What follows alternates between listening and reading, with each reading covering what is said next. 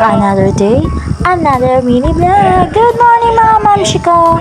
Ngayong araw nga pala ay nakikita nyo naman yan kung gaano talaga kadami ang hugasan ko talaga na yan. Talaga namang talagang pagod na naman ang babaeng yan sa mga gagawin niya. At syempre hindi natin kailangan magreklamo mga mamshi ko dahil talaga yung trabaho ng inay pag nasa bahay. Pagpasensyahan nyo na hingin ng background ko at talaga naman kagulo na lang palagi ang mag-amang iyan. Paano naman kasi gusto magpasama ng bata sa pagbili dahil natatakot nga pala ito sa tinadaanan niya at lagi na lamang tinakot ng mga luluhin doon. Kaya ayan, takot na talaga siya bumili mag-isa. At yung time na ito pala mga masiko ay ayan. Pinapadili ko na pala ang batang ito at dahil naman napaka-arte talaga niya. Habang tulog ang baby ko, ayan, nag-voice over lang ko nitong video ko ng kahapon. Hindi ko na talaga magawa-gawa mga gawain ko pagising talaga ang batang to. Naalagaan naman ng kuya at ate niya pero talaga mas lamang pa yung pag-iiyak niya. Ewan ba sa bata niya kung anong inaarte. At ang time na to nga pala nagsaing na nga pala ako. At yung bigas talaga namin naghihingalo na naman. Mahirap talaga na wala talagang sapat na income para bumili ng isang sakong bigas. Kaya ayan, patingin-tingin na lang muna ang pagbili. Kontintis lang mga mamshi. Kasi dadating din tayo sa time na makakabili-bili tayo ng mga kailangan nating stock sa bahay. At ito nga pala katanghalian, nagluluto na nga pala dyan yung asawa ko ng pambili namin ng bigas. At thankful na lang ako kahit pa wala siyang trabaho. Ayan. Nagsa-sideline nga pala kami sa pagtitinda ng mga merienda. Kahit napapagod, ay hindi pwedeng sumuko.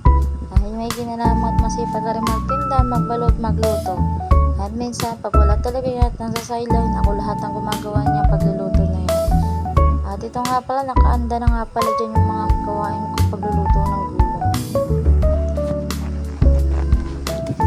Dahil nga pala galing ako ng bayan, namili na nga pala ako niyang lulutuin ko pang ulam. At ang dami din nga pala na yan. At ito nga pang time na to ay nagsigang na nga pala ako dyan ng tubig para magpakulo para sa sinigang. At ito naman nagayat na nga pala ako dyan ng mga pandawag mga mamshi ko. At yung mga mantika na ginamit sa pagluluto ay sinaling ko na para lang malinis at dinis sa kusina at makakilos ako ng ayos. Bumili nga lang pala ako ng kalahating kilong baboy mga mamshi ko at syempre pantatlong luto yan. Sinigang, adobo at syempre panglahok sa gulay. Kahit talaga naman kailangan magtipid mga mamshi ko. Tapos nga pala noon ay ito, third luto na ang babaeng iyan. Sali na nga pala ako dyan ng dishwashing dahil ubos na naman yung sinaling kong dishwashing. Syempre, pinaglalaruan din naman ng mga bata, ginagawang islang. Hugas na nga pala ako dito namang hugas sa mga mamshi ko.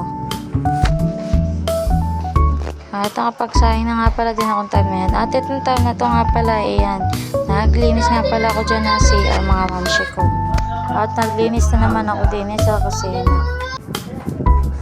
Linis na nga pala ako sa kusina mga mamshi ko at dito sa salas. Kaya wala naman talaga maglilinis dito mga mamshi ko kung hindi ako lang din. At ito mga anak ko, inutusan ko na nga pala magayos nitong sopa. Dahil na naman, laglag na talaga na naman yung takip. Yung cover. Ayan nga pala, itinahinan namin tiwag sa mga batang iyan. Kung anong ginagawa sa pag-uupo. At nasisira talaga yung tayo. Kaya naman ng mga batang yan, nakakainis talaga. At nung time na to nga pala, ito nga pala, tinatanggalan ko na nga pala ng bungo itong aking kalabasa. Binili ko nga pala yan mga mamshi ko dun sa lechahe namin. Yan nga pala 70 isang kilo. At gininto-kanto ko lang siya mga mamshi ko. Mekos-mekos lang natin at dating gigisa yan mga mamshi ko. Dati talaga hindi ako maalam nito magbalat mga mamshi ko. Pero pag naging magulang na talaga, lahat ay pag-aaralan mo. Dahil nung bata pa talaga kami, lahat ng dalaga ay sa mama ko lang talaga. Ay talaga naman nagbubunga nga ako dyan ng time na yan. Dahil nga yung mga anak ko ay napakatatamad talaga. Kaya naman napupuntahin ng kanilang kapatid, lagi na lang umiyak. Ay wag ang gusto na lang nila kakain na lamang. Ay hindi naman naari yun.